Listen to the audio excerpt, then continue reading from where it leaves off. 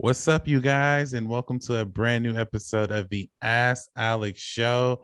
Man, it has been a while since I've done this show. Took some time off to spend some time with the family, enjoy the holiday, but I could not do this show without my co-host, longtime co-host and longtime viewer, Mr. Ian Elliott Carter. You probably can't see him right now because he's has Oh, some technical issues, but he is here on the show. How are you doing today, Ian?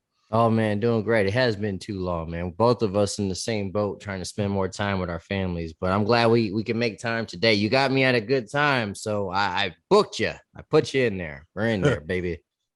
Yeah, man, it was been good. It's actually been a while since I did the show with Ian, so this is good to get back in the saddle and everything. And also shout out to Ian. Ian just got engaged, man. Yeah, So yay. yo, show him and some love, man. Him and Tati are gonna get married. Did you guys set a date, by the way? For sure. Yeah, I convinced her. I drugged her and all that stuff because there's no way she was in her right mind marrying me. What's wrong with her? But no, we want to do it like a year from now, like probably mid-October or early November. That's the plan. But plans change, so nothing's set in stone. Oh, okay, man. Yeah, man. But congratulations to you. We're glad to see Thank you you. guys join the married club. So we're good to Yeah. have you Gonna be on the happy like you and team. Jeremy for sure. Most definitely. But if this is your very first time ever watching this show, guys, go ahead and hit that subscribe button. Then hit that bell right next to it that we get all the notifications of every time releasing a video here on my YouTube channel. And guys, if you guys cannot listen to this show, watch this show, you can definitely listen to the show on the Spotify podcast. We have our audio podcast on Spotify. As the show's premiering today, you can definitely listen to it on Spotify. The link in the description will be down below. And if you want your topic or question on this show, it's very simple, guys. Just send me an email at theaskalexshow@gmail.com. That's theaskalexshow@gmail.com. If you send your topic or question, more than likely be answered on the show. I know I put it on automatic reply during my little break, but I took it off automatic reply now. So whatever questions you guys have sent over the course of 2 weeks, I have been answering either manually or I will definitely answer on the show. So I want to thank you guys for still sending questions and still supporting us here at Momentum Media. Now that we got that out the way, let's go ahead and jump to the first question of the day. And the first question comes from a longtime viewer and a recurring viewer, Miss Iris Peoples. Hey, what's up, Iris? And Miss Iris writes, "Hey guys, so with all the hype surrounding Spider-Man No Way Home, it's being reported that the pre-sale tickets for this movie have hit the highest record since Avengers Endgame. My question is, do you think that this movie will be the biggest Marvel film in 2021?" Well, thank you for your question, Iris. But yeah, she's actually right. I was actually doing my research on it. According to comicbook.com and Hollywood Reporter, it is actually hit the high time record of pre-sales of this year and almost of any Marvel movie that's released this year. And personally, I said at the beginning of this year that I think Spider-Man No Way Home would be the highest given everything that's surrounding it. You know, whether if Toby Andrew or be a part of it, or just the trailers that we've seen and just all the promotion behind it. I do think it'll probably be the biggest Marvel of this year because, quite frankly, every Marvel movie that's come out, the one I like the most is Shang-Chi out of every single last one of them. So I can't wait to see Spider-Man No Way Home. I'm very excited to see it as well. Also I want to point out that a lot of people who bought tickets, some people are selling them on eBay for like I think $10,000 or $25,000. I just want to point out, if anybody who's willing to buy those tickets for that much money, you're an idiot. you're an idiot. You might as well just pirate the damn movie. Like it, Facts. you Yeah. know, like fuck buying that spending that kind of money on a movie ticket really for 2.5 hours of your life. That doesn't make any sense. You guys, anybody who buys that ticket is just as dumb as the people who are buying PlayStation 5s for $1,500. That's just that doesn't make any sense. But Ian, given all the hype and all the rumors and all the craziness surrounding Spider-Man, Do you think that this could be a sign that this will be the biggest movie in 2021, even though we are still somewhat in a pandemic? Oh yeah, well I got a loaded answer for you. First, I want to remind for the 50th time, if Toby and Andrew are not in this, I'm calling everybody out. But I will read again. I definitely do think the context clues are there. I really think they're actually going to be in there. But Mhm. boy, you scoopers are going if they're not in there, oh boy, it's going to be so funny in the film YouTube land. Oh, I oh should just yeah. say. So will it be the biggest movie of the year? I'm gonna go on a limb and say not only will it be the biggest Marvel movie of the year, it's gonna be the biggest movie of the year financially wise. I'm not gonna necessarily say it's gonna be the best movie, that's for interpretation, but financially, I'm gonna definitely go with it. It's gonna break the box office of 2021. And another limb I'm gonna go on, it might be the highest grossing movie since Endgame. It might go up there with Endgame and Ooh. Avatar. Here's why, man. The hype around this movie I've not seen since Endgame or That's Infinity true. War. This hype around this movie is real to the point you just made. Motherfuckers are buying tickets for like $25,000. I don't even think they did that with Endgame. Yeah, That's crazy. I've now. not seen one movie worth that much. See, as a movie fan, I would probably spend the most on a ticket, maybe 100, and it has to be for like an end game or something like that. Something that Yes, yes. but that's I'm gonna not only I'm a movie fan. People will look at me and be like, "You're crazy for spending $100 on a ticket." That's Mhm, my max. mhm. $25,000. You must be smoking crack, sir. I don't get it. But as I say, I'm going to be I'm going to call it. Is it going to sell more than a game or Avatar? I don't think so, but man, it's going to touch it. It's going to get close. That's my prediction. That's actually a dope prediction. I think. I mean, I was going to add just about to ask you just off that Pre-pandemic too. point. You made that point, so I forgot to say that. Even with the pandemic, I still think people really want to see this. You think you'll hit $1 billion? I think so, bro. I I think think it's going to so. join the club. Yeah, I think you will hit $1 billion. This will probably be the first Marvel movie to hit. I would actually be surprised if it didn't hit $1 billion. The Mm-hmm. sad part about all of this, though, when the tickets went down, I wasn't able to get a spot for the 16th, but I was able to get something for the 17th. Mm. So, like, I'm turning off all my social media on the 15th. Yeah, Like, me so too, if bro. y'all send me emails and shit, and like, I'm turning off Messenger, Facebook, all of that because I want to be pleasantly surprised. I don't know how Mm-hmm. I'm going to be able to do it, but I'm definitely going to do it. But to Ian's point, he's absolutely right. Like, I don't remember people. I mean, I remember people selling tickets on eBay for Avengers Endgame, but not that high. Never. Nothing like $25,000 for 2 hours. Yeah, Really? Like, and think about this too. You're reaching out to two different demographics. You're reaching out yep. to obviously the MCU demographic, which is, the biggest demographic right now when it comes to movie fans. And Yeah. then you're reaching out to people that are not even in that demographic that love Tobey Maguire's Spider-Man, Yeah. that love that time period, or Yeah. just like Spider-Man fans in general. A lot of Spider-Man fans, like they're not even attached to the MCU sometimes because they just love Spider-Man. Yeah. Spider-Man has the biggest fan base out of superheroes since like Batman. It's just those two right there are like the leading posters of comic book movies. I think it really has the chance of hitting a billion, bro.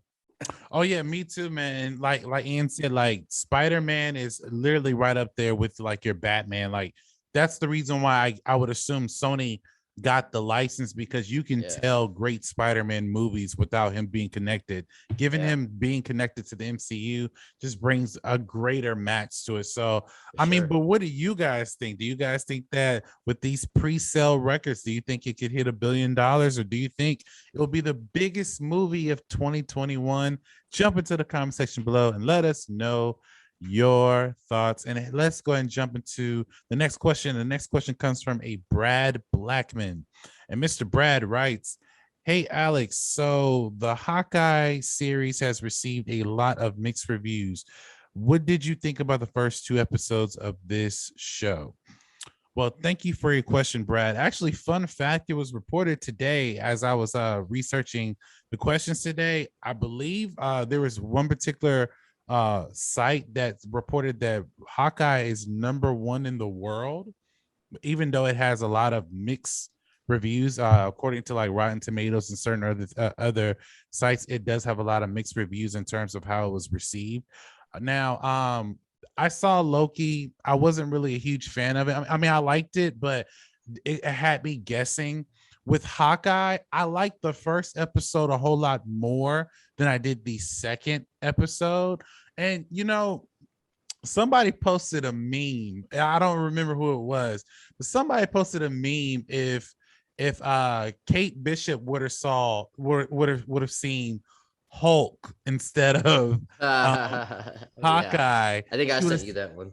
Yeah, she was like, I gotta get me some green pants, like and some steroids. some steroids. Yeah, I think that was you, Ian. Like the premise immediately was kind of like, okay, so obviously she goes through a tragedy where Hawkeye is the one that somewhat inspires her to be an archer.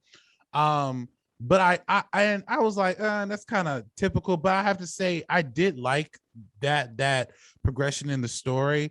The second episode, I kind of felt like it was somewhat redundant of the first episode. But overall, though, I do think it's okay. It doesn't get me excited as much as WandaVision. There hasn't really been a show that Disney Plus has put out, aside from like Mandalorian, really, that's really got me so excited for WandaVision. I did like Falcon and the Winter Soldier, but it wasn't, I mean, that was just more so cut and dry of what it was supposed to set up. And then Loki, and then now Hawkeye, I really did enjoy it. Now, a few criticisms I don't like. Kate Bishop is very annoying, and I think that's how she's supposed to be portrayed right now, at least. So I didn't really like her character as she got older.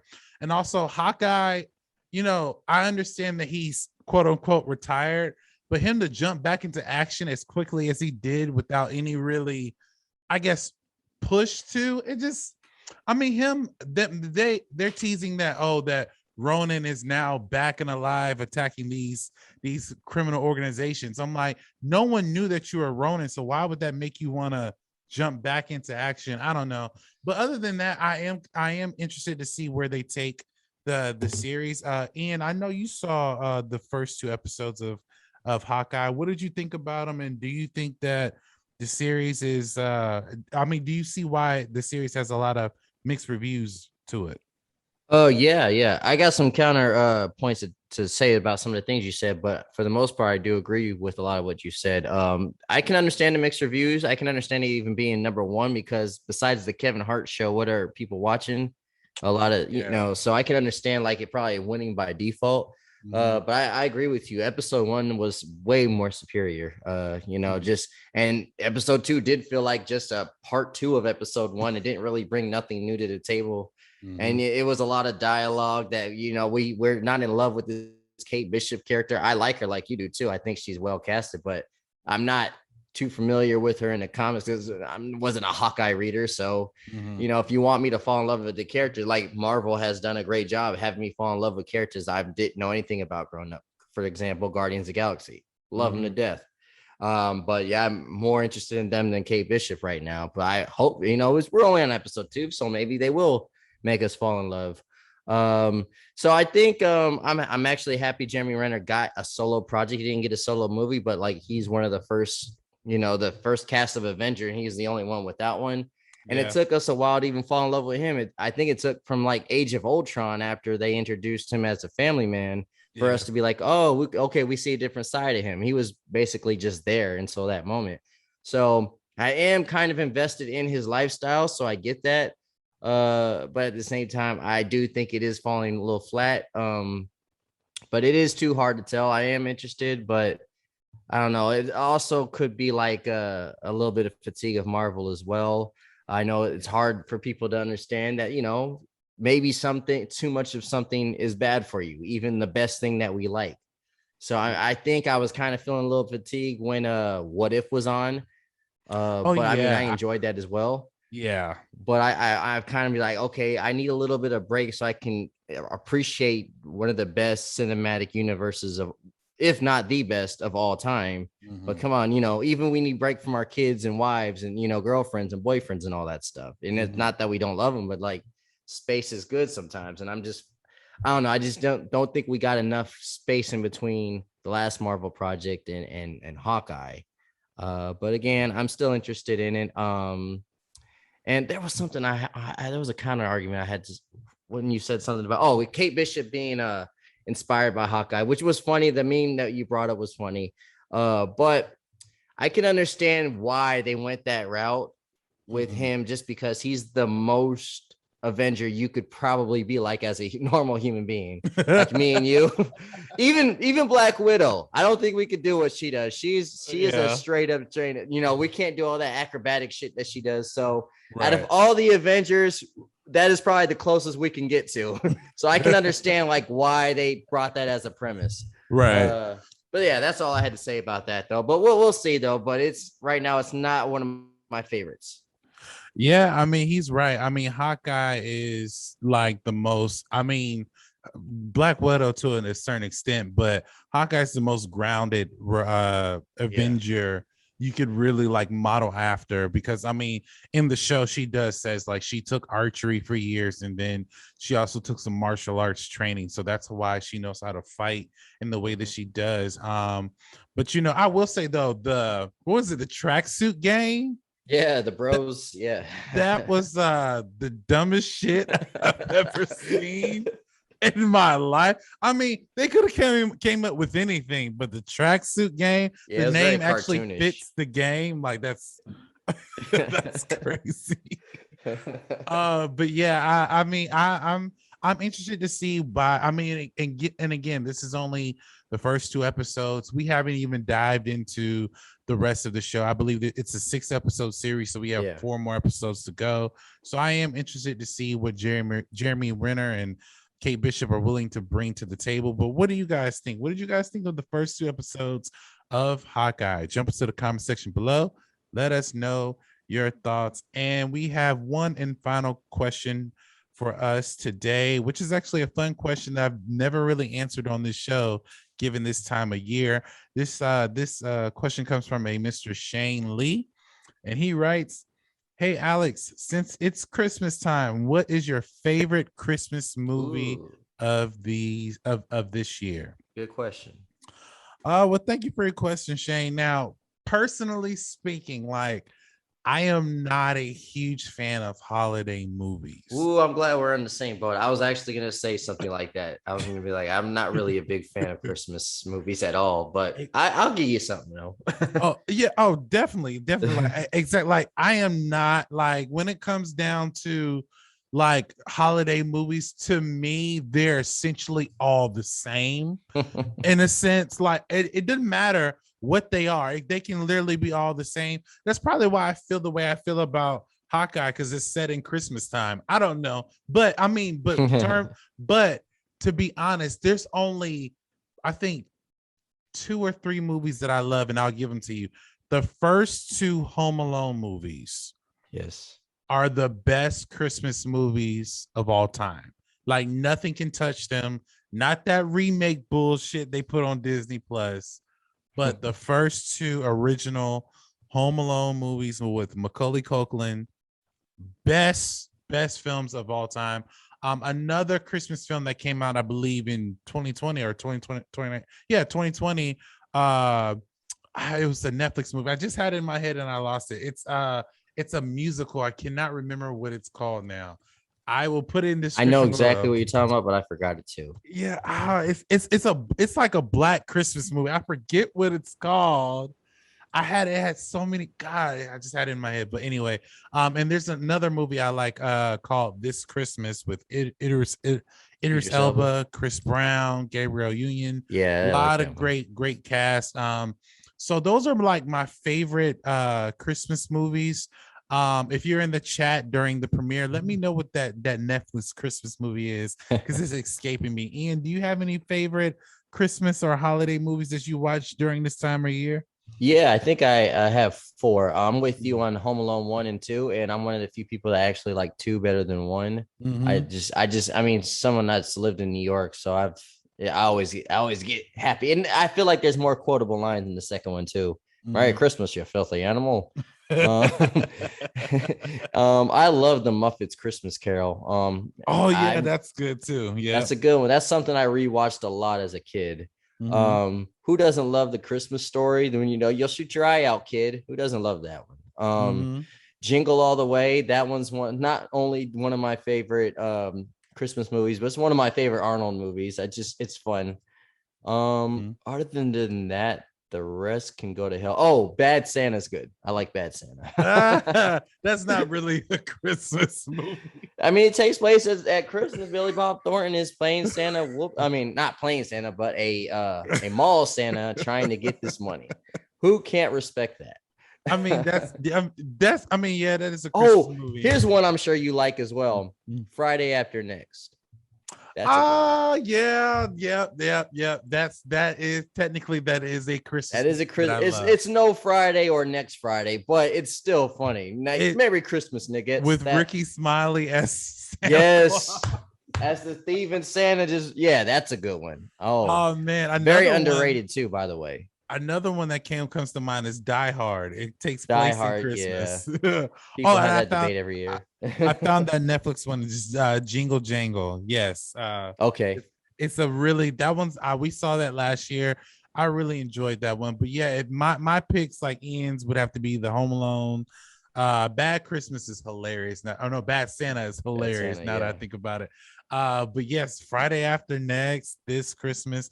I mean, personally, like I stated before, depending on the type of film it is, Christmas movies and holiday movies are essentially the same, but there are some good ones out there. There's some funny ones. There's some action ones. There's some nostalgia ones. The reason why I love the Home Alone movies is because they take place in a certain period of my childhood that I just watched those on repeat all the time, and I love those too, movies. Man. But what are your favorite Christmas movies during this time of year? Just jump into the comment section below and let us know your thoughts. Thank you guys so much for watching this episode of the Ask Alex Show. Feels good to be back to do this show. Ian, where can we find you on YouTube and social media? All right, you can find me at youtube.com/thecontroversy and Instagram and Twitter at @I_controversy.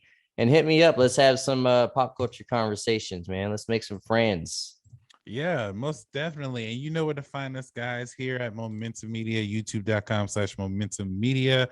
You please like, comment, and subscribe. Support us on Patreon. And also, this episode will be on Spotify as it's premiering right now. So if you can't watch it, you can definitely listen to it if you're on the way to work or on the way home or on the way anywhere else. And before we head out, man, I want to thank you for having me on. And I want to say I'm proud of you, man. You've been dropping videos back to back to back.